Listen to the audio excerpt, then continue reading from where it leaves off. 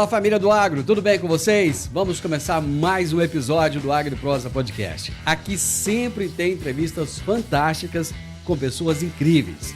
Temos também o canal AgriProsa no YouTube. Que tal dar uma passadinha por lá e assistir as entrevistas que você ouve por aqui? E se você achar que vale a pena, vai lá, se inscreve no canal. O like eu tenho certeza que você vai deixar por lá, né? E se você conhecer alguém que possa se interessar por algum dos assuntos dos vídeos, então compartilha. Simbora então para mais um AgriProsa Podcast. Antes de começar a nossa entrevista de hoje, eu vou trazer o recado do nosso patrocinador aqui no AgriProsa Podcast. Você está procurando a fazenda dos seus sonhos ou o lugar ideal para expandir os seus negócios no campo? A Rural Urbano Imóveis é a sua melhor escolha em todo o Brasil. Com uma equipe de profissionais altamente qualificados e especializados, a Rural Urbano Imóveis oferece as melhores opções em compra, venda e arrendamento de fazendas. Aqui, cada cliente recebe suporte personalizado para encontrar a propriedade perfeita, com toda a segurança e eficiência que você merece. Não perca mais tempo. Contate hoje mesmo a Rural Urbano Imóveis pelo WhatsApp 64 992 48 27 94 e dê o primeiro passo em direção ao sucesso no agronegócio. Rural Urbano Imóveis, conectando você ao futuro do campo. Nós estamos aqui no CPA, que é o Centro de Pesquisas Agrícolas de Rio Verde. Eu estou com o Henrique Antônio de Moraes, que é engenheiro agrônomo, pesquisador da Teste Agro, né? Teste Agro. Henrique, o objetivo desse vídeo é contar para o pessoal o que é um centro de pesquisa, como é que funciona, qual que é o trabalho que vocês desenvolvem aqui. Bom, primeiramente, obrigado pela oportunidade. É uma honra estar aqui com você. Para nós também é a mesma coisa. Um centro de pesquisas, você tem diferentes objetivos dentro dele. Então, vamos supor que seja um centro de pesquisa de uma empresa que ela é desenvolvedora de tecnologias. Então, aquele centro de pesquisa vai servir toda a atividade para aquela empresa dentro do negócio dela, quer seja genética, quer seja químicos, enfim, vai atender os objetivos dela. E aí, geralmente, esses centros de pesquisa possuem infraestruturas muito maiores de casas de vegetação, ambientes controlados, para que você possa dar os diferentes ambientes, possa conseguir colocar as principais culturas da região onde aquele centro de pesquisa está estabelecido, para você selecionar a tecnologia que você quer levar para frente. Quer seja ela envolvendo nutrição, tratamento fitossanitário, novas genéticas. Né? Então, quando você tem um centro de pesquisa ligado a uma empresa. Pensando num centro de pesquisa como o CPA, onde, para todas as pessoas que aqui estão, nós somos prestadores de serviço, quer seja da Teste Agro, quer seja o Carregal, o Professor Hércules, Checkup Rural, nós somos prestadores de serviço, ou seja, empresas gostariam que terceiros os ajudassem a avaliar as suas tecnologias e descobrir ou ressaltar qual é a melhor forma de utilizá-las. Então, por exemplo, genética. Aqui nós trabalhamos desde ajudar a empresa a selecionar o cultivar que se encaixa para a nossa condição edafoclimática, ou até mesmo o material já está acabado, já está para vir para o mercado, mas ele precisa saber qual que é a melhor população, em que época que é melhor eu plantar meus cultivares, abrir plantio, mear, finalizar, qual a população mais adequada para cada uma dessas épocas. É um tipo de trabalho, de prestação de serviço, que empresas como a nossa realizam. Vocês não fazem desenvolvimento de novos cultivares aqui? No nosso caso, não. O que nós ajudamos é ajudar as empresas que fazem, que geram novas tecnologias, a como utilizá-las. No nosso caso. Se nós fôssemos uma empresa, por exemplo, que trabalhasse diretamente com genética, fazendo cruzamentos, seria um pouquinho mais diferente. Aí é fase de cruzamento, avanço do material, multiplicação dele para você começar a ter semente daquilo, né? Aqui o que nós fazemos é pegar um material já quase que na sua fase de avanço para ir para o mercado e finalizar, dar aquele pente fino de como ele deve ir para o mercado. Essa pesquisa de vocês, ela acaba ficando restrita a condições como essas que vocês têm aqui, ou não? Lugares com altitude diferente, com as condições climáticas diferentes, de chuvas. Essa pesquisa serve para esses lugares também, ou não? Vai servir para quem for utilizar em condições semelhantes às que vocês têm aqui? Ela serve como um ponto de partida. Entenda o seguinte, nós estamos a 750 metros de altitude. Aqui nesse ponto? Aqui, 750 metros de altitude. A 200 km em linha reta, eu tenho 900. A 200 km em linha reta, eu tenho 400. Daqui. Então, você está numa parte de transição. É mais fácil eu entender numa parte de transição e como eu vou levar para as outras regiões, de altitudes menores ou maiores, desculpa, ou para regiões com teor de areia um pouquinho maior do que aqui, temperaturas mais elevadas, é mais fácil você pegar de uma região de transição para você depois só fazer o ajuste fino lá. E geralmente ainda, uma boa parte desse ajuste fino acaba sendo cada agricultor entendendo o material que melhor é adaptado na sua fazenda, para cada talhão, para cada característica, ele vai determinar qual que é a sua população melhor. Nós damos o ponto de partida. Nós damos assim, olha, nessa situação aqui eu tenho isso. Aí agora os técnicos e o produtor acabam de fazer esse ajuste local, regional, dentro da própria fazenda. Pode acontecer de um material ir muito bem aqui, vocês terem um resultado fantástico, o produtor chega lá na propriedade dele, planta, e aí o resultado ser totalmente diferente? Pode acontecer e isso é muito comum. Vamos supor que aqui nós avaliamos uma cultivar de soja, aonde ela tenha uma determinada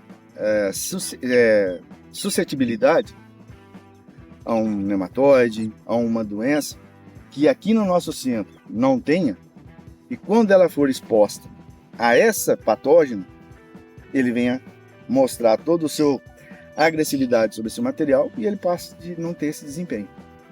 Isso é normal. Vou te dar um outro exemplo. Quer ver? Não é esse? Esse material, por exemplo. Esse material está sendo avaliado no centro de pesquisa nosso há pelo menos 3 anos. Aqui ele tem se mostrado, embora um ciclo não desejado para a nossa região, mas ele tem se mostrado sempre com um alto potencial produtivo. Por que um ciclo não desejado? Porque a nossa região ela quer um material de ciclos até 8.0, material 122 dias no máximo de ciclo. Certo. E esse material aqui na nossa região dá 124, 126. Nessa história toda, ele leva uma aplicação a mais de fungicida, ele leva uma aplicação a mais para percevejo, no mínimo. Se for um ano de mosca branca, ele fica muito mais exposto. Ou seja, ele vai ficar mais tempo nas condições de campo ali. E a nossa região tem excelentes materiais com altas produtividades, com um ciclo menor e que dá a possibilidade ainda do agricultor fazer a segunda safra. Certo. Tá? Esse mesmo material, que é a nossa empresa, avaliamos aqui e avaliamos lá na região da 163, lá no Mato Grosso. Certo. Lá no Mato Grosso, esse ano, esse material está sendo considerado nos dias de campo de lá um destaque. O agricultor para e fica olhando para ele. Então, muito provavelmente, esse material, naquela latitude da região de Sorriso, Lucas, e olha, ele vai chegar até perto ali de Palmas, que a latitude é muito próxima. Esse material, os agricultores, muito provavelmente, num prazo curto de tempo, vai começar a introduzir essa cultivar no seu portfólio, na sua composição de cultivares de soja. Você falou que vocês estão trabalhando, testando esse material aqui já há 3 anos, né? Esse daqui é 4. 4 anos? 4 anos.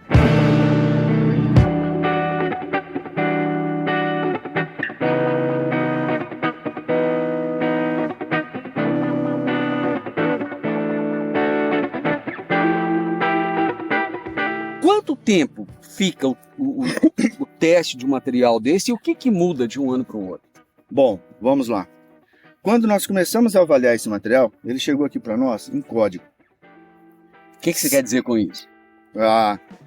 A empresa que fez o cruzamento gerou uma nomenclatura para ele e que registrou no Ministério da Agricultura.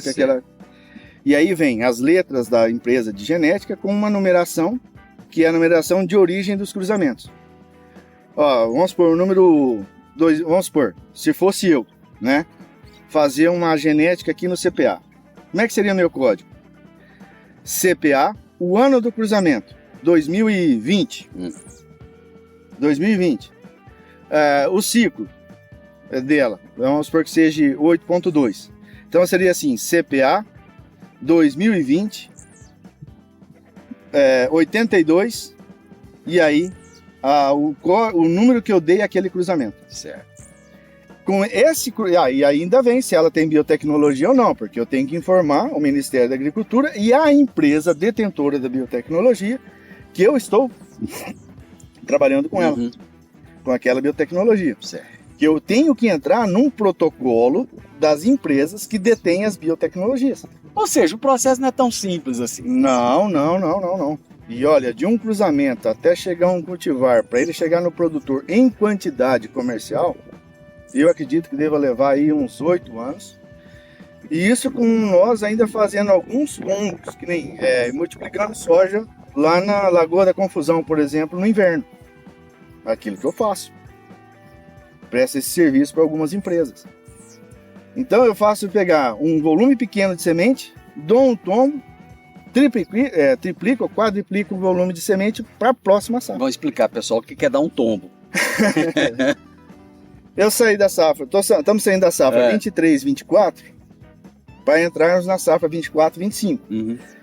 O tanto de semente, tanto de hectare que eu tiver numa empresa de produção de semente, ela vai me gerar um volume de semente em função da sua produtividade. Certo. Só que eu preciso, no meu mercado, ter uma demanda muito maior do que aquilo que eu produzi.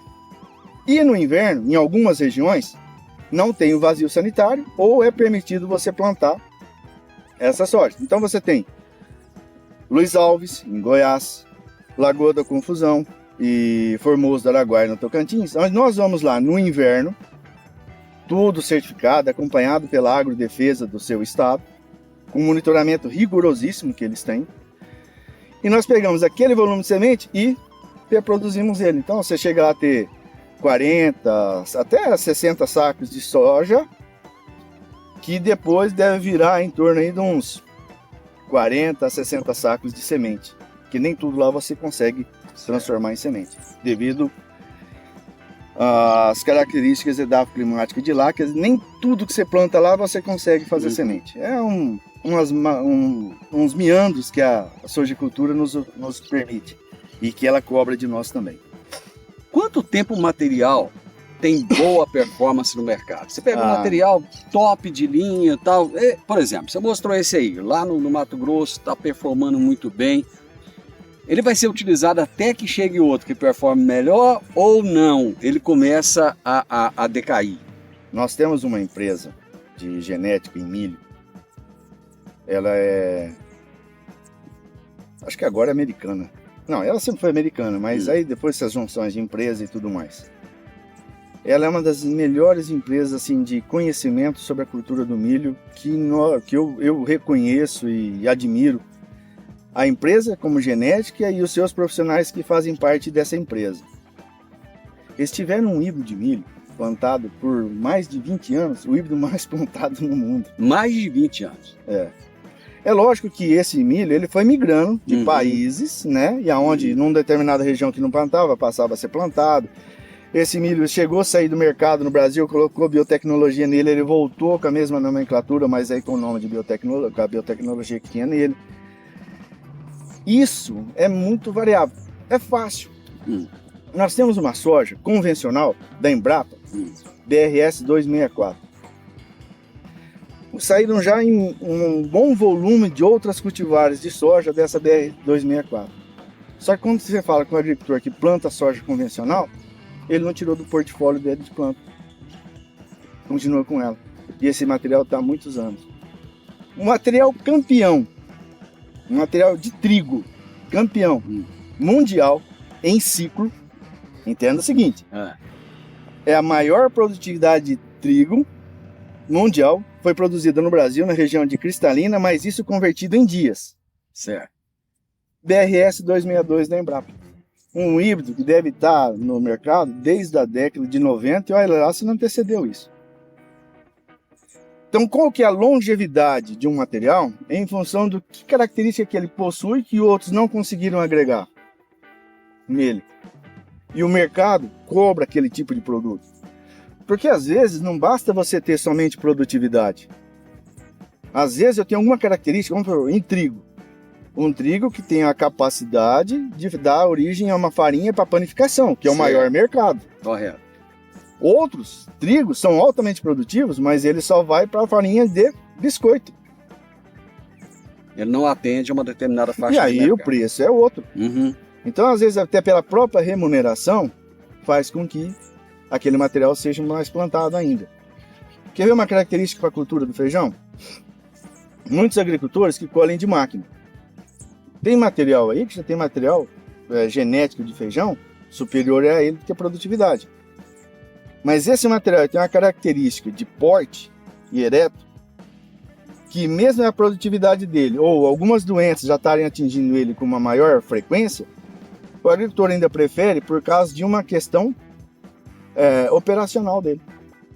Então você falar assim, quanto tempo vai durar uma cultivar, um híbrido? Isso quem vai dizer é o mercado. Com toda certeza. Explica para o pessoal qual que é a diferença de grão e semente. Vixe, é grande. Numa semente, empresas de produção de semente, ele vende hoje qualidade. Ele não está vendendo só genética. É muita tecnologia dentro de uma É muito cuidado. É muito cuidado. Porque para dar origem à semente, há tantos fatores que podem comprometer, no final, a sua qualidade. E hoje, vamos pensando em soja, em sacos de milho, você compra 0,0006 reais aquela semente. O bag é 5 milhões de semente de soja. O saco de milho, 60 mil sementes. Então você paga por 60 mil sementes. Você não está pagando um saco de sementes. Você pode pegar 60 mil sementes com 13 quilos, pegar 60 mil sementes com 22 quilos. O mesmo híbrido. Depende de que parte, de que peneira que ele está selecionado. O que muda? É o tamanho? Tamanho. Isso, tamanho. Então, ali envolve qualidade, ali exige investimento. Ali exige investimento na semente. E o grão, não que o produtor de grão ele não seja caprichoso. Não é isso, pelo amor de Deus. Longe disso. Olha a tecnologia que envolve a nossa região. O profissionalismo que tem os produtores da nossa região. Eu não estou querendo dizer isso, mas o cuidado destinado para a semente, a forma como ela é colhida, a forma como ela é tratada no campo, a forma como ela é colhida, o tempo da colheita e o descarregamento na UBS. Todo o equipamento do processamento de semente, ele é totalmente diferente do que um armazém gerais. Velocidade, se tiver que fazer uma secagem, o equipamento de secagem não é o mesmo. O tempo de secagem não é o mesmo. Então, muitas sementes daqui, que passou até mesmo por um processo de secagem, antes dela ir para o bag, ela passa por um sistema de refrigeração, para quando ela for para a câmara fria, ela já vai na temperatura adequada, para não ficar variando a temperatura dentro da câmara fria. Há câmaras frias, onde é introduzido uma concentração maior de CO2, para baixar a taxa de respiração daquela semente, e assim ela conservar melhor suas características de vigor. Ou seja, é tudo controlado. Então há uma diferença muito grande entre grão e semente. Eu reconheço, e a legislação permite o agricultor fazer sua semente. Eu até acho assim, olha, a semente hoje envolve royalties, ela tem o seu valor, e ela é cobrada por isso esse valor. Correto? Correto. Aí o agricultor fala assim, bom, eu planto 1.000 hectares. Então eu vou comprar um volume tal de semente, perto ali de seus 900, depois eu complemento com um pouco de semente que eu salvei, Porque a semente que eu compro hoje das empresas, a grande maioria delas já vem com o quê? Tratamento de industrial. Uhum. Se eu não utilizar aquela semente, ela é descarte. E não é um descarte barato, porque eu não posso abrir um buraco e jogar. Eu estou colocando defensivo agrícola enterrado. Não é assim que se faz um descarte de semente. Aí ele tem um pouco, para ele finalizar o plantio fazendo o tratamento on-farm, se torna interessante. Mas aí, qual variedade que ele vai fazer? Qual o cuidado que ele vai ter com isso? Ou eu já combino com o meu fornecedor de semente, olha, eu quero um tanto, sem TSI. Eu quero fazer um pouco de on-farm para mim não correr esse risco de eu pegar um bag aí de 12 mil reais, por exemplo. Dependendo da época que o cara comprar, ele vai pagar 16 mil reais em um bag de 5 milhões de semente. Para depois descartar isso.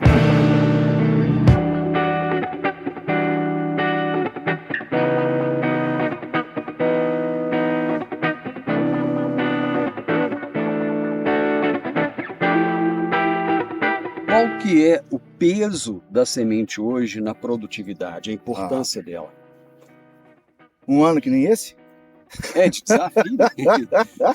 Tudo que tinha que acontecer, aconteceu no mesmo ano, hein? Agora você imagina ainda o cara com uma semente ruim. Estabelecimento da cultura. Oh, gente, como é que é o nome daquele pesquisador que já falecido?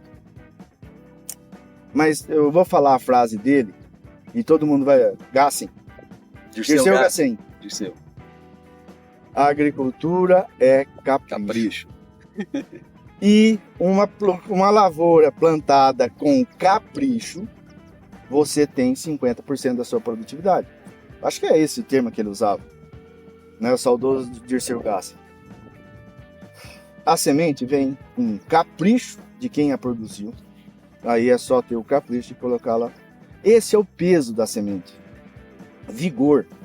Estabelecimento da cultura. A cultura sair uniforme, igual todas as plantas, irmãs ou co-irmãs, iguais, para que elas possam, planta a planta, ter o mesmo potencial de expressar a genética em produção. Você falou de um ano de desafios, né? Um ano de dificuldade igual esse. Um ano igual esse é mais desafiador para a pesquisa ou acaba que os resultados da pesquisa são mais evidenciados?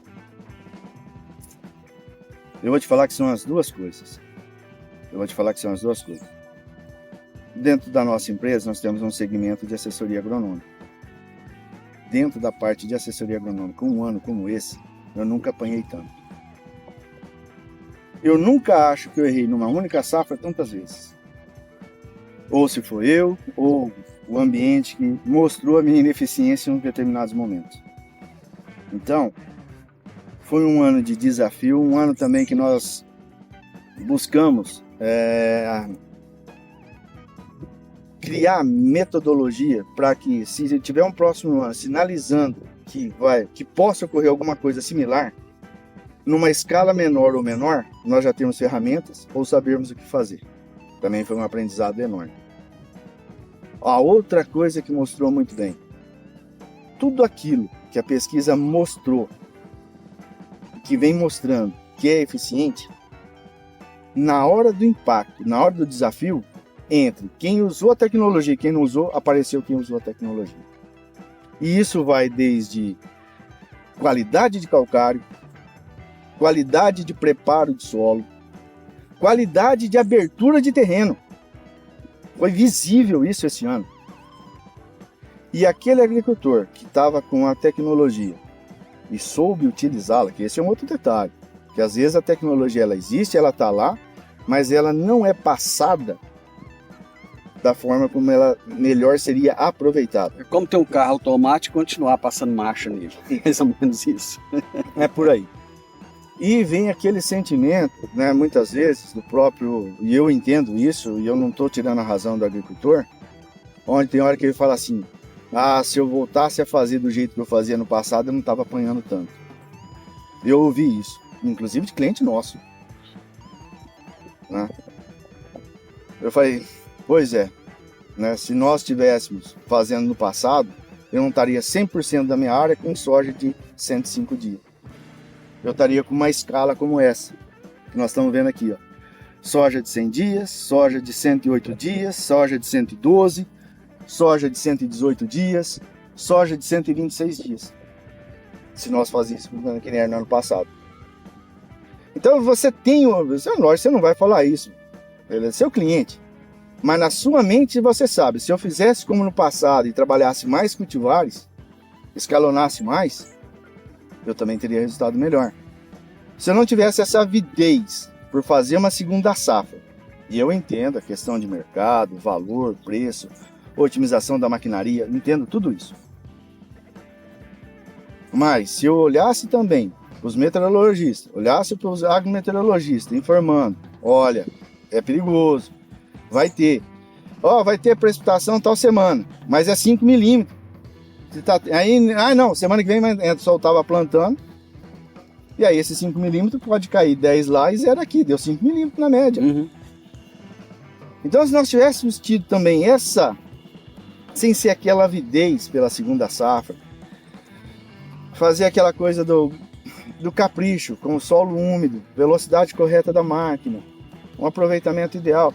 Às vezes você fica com a turma parada 3 dias, 4 dias, 5 dias esperando a próxima chuva voltar ao plantio. Voltou, teu equipamento tá com tecnologia suficiente para fazer turno de 24 horas? Então aproveita a umidade. Se não tá, vamos começar a se preparar para isso. Ter gente dentro da fazenda para que se tiver que fazer turno de 24 horas, vamos fazer. Mas é o que? Aproveitar o melhor momento. Estratégia. E nós, inclusive da assessoria agronômica, pecamos isso em lembrar, ressaltar isso com o nosso cliente. E também tem um detalhe. Nós tínhamos janelas. Goiás é até dia 31 de dezembro. Tinha gente em Goiás que dia 15 de dezembro estava vendo o quanto de área que ele ia replantar, ele sabendo que tinha um monte de área para plantar, que se fosse para seguir aquela janela ele não conseguiria. Aí vem aquela pressão. Eu estou com área arrendada, se eu não plantar, se eu não colher, eu não pago o arrendamento, se eu não pagar o arrendamento, eu perco o arrendamento. São tantos fatores que nos levaram a cometermos, como técnicos, como produtores, alguns erros que nós cometemos nessa safra, que tomara que nós guardemos isso em nossa memória, que quando alguma coisa sinalizar novamente, nós voltamos a utilizar. Trabalhar sob pressão não é fácil, né? Aí foi muita pressão. Se fosse fácil, todo mundo conseguiria. Henrique, muito bom conversar com você. Eu acho que a ideia aqui era passar para o pessoal o que é o campo de pesquisa, como é que funciona, falar da importância da semente. Acho que a gente conseguiu passar o recado. Você quer deixar uma mensagem aí, pessoal? Eu gostaria sim. Aos nossos colegas agrônomos, aos nossos colegas produtores, não deixem de participar de dias de campo, não deixem de participar de eventos, não precisa vir ao CPA. Aqui em Rio Verde nós temos mais de 20 centros de pesquisa. Nós temos um CTC da Comigo fantástico, pertinho daqui. Não deixem de visitar, não deixem de conversar com esses profissionais que estão na linha de frente, avaliando essas tecnologias. Acredite na pesquisa. E quando um técnico, que às vezes a gente sai para fora para fazer pesquisa em outras condições climáticas, edafoclimáticas, se alguém pedir, deixa eu fazer uma pesquisa, não negue. É um pedacinho pequeno que vai trazer uma informação muito grande, não só às vezes para dentro da fazenda, mas para toda uma macro região. Não basta ter um produtor de sucesso. A região tem que ter sucesso para a agricultura alavancar. Rio Verde é o que é hoje, devido ao grande número de agricultores de sucesso que alavancam as tecnologias. Puxaram a régua para cima, né? Que acreditam, que acreditaram, criaram seus próprios centros de pesquisas, né? Para que levar essa tecnologia, trazer tudo o que é de novo, tudo aquilo que é de moderno, tudo aquilo que é rentável e aproveitável dentro da sua estratégia de negócio. Venham, participem do centro de pesquisa, acredite nos pesquisadores excelentes que a nossa região tem. É muita informação gerada na nossa região e que tem que ser melhor aproveitada. Amigo, obrigado. Eu que agradeço. Sempre uma honra, um prazer falar com você. E o Henrique falou uma coisa importante. Nós temos que valorizar as pessoas. que fazem pesquisa na nossa região. Sabe por quê? Porque o Brasil inteiro está buscando esse pessoal para palestrar, para ir lá conversar com eles, e muitas vezes, por estarem próximos, nós não damos o valor que eles merecem. O podcast Agro e Prosa tem o objetivo de falar do agronegócio de forma fácil, simples e descomplicada. Diariamente conversamos com os maiores atores do agro e abordamos os mais diversos assuntos de interesse de produtores rurais, técnicos, pesquisadores, profissionais da área e simpatizantes do agronegócio. Se você gosta do nosso podcast, então você pode nos ajudar. É muito simples. Basta seguir-nos nas principais plataformas de streaming e também no YouTube. Se você deixar um gostei, compartilhar os episódios e deixar um comentário, já vai nos ajudar muito a dar relevância tanto ao podcast quanto ao canal. E o mais importante de tudo, nos siga para receber notificações de novos vídeos e episódios. Um grande abraço para você e até a nossa próxima prosa.